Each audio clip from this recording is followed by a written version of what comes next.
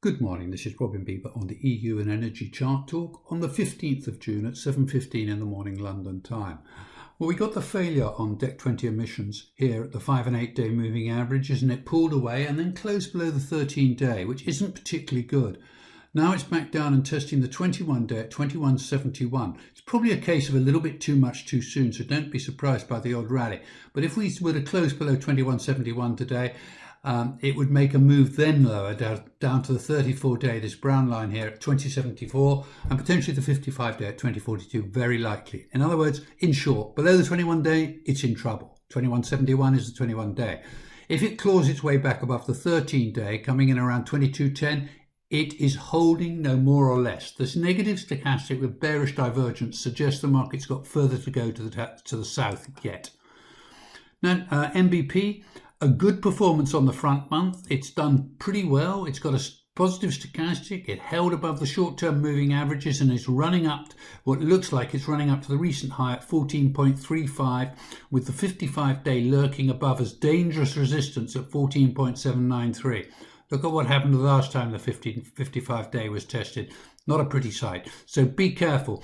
This area 14.35 to 14.793 is dangerous, but so long as it holds above, say, the 8 day moving average or around the 13 day moving average around 11.468, no downside.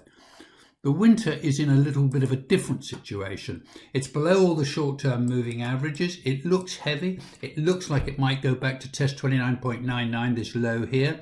And it's in trouble if it's below the 13 day at 30.903. So watch that level very carefully. The spaghetti junction of moving averages just above the market is just going to increase the resistance. And this negative stochastic is not going to help its upside.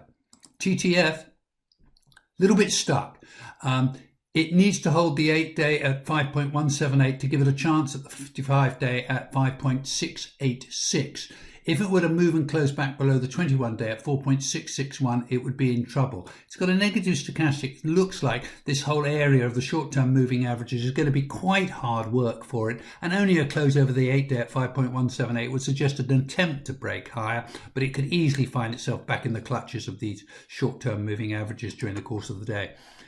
The Felix, it didn't do badly on Friday. It held the 21, rallied through the 13, and at the moment it's around about 37.65. It's holding the 21 day at 37.61. It must do that or it runs down to about 37, where the 34 and 55 day moving average comes in.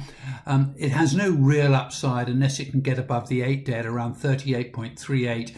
and the 100 day comes in at 38.41. It seems a little bit stuck. Use the 21 day at 37.61 as a pivot.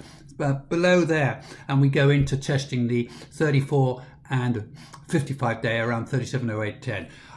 A little bit stuck, as I say, and it's a bit undecided, but the negative stochastic is probably going to put it in support testing mode today rather than the resistance testing. That's all for today, folks. Good luck, good trading, and bon appetit.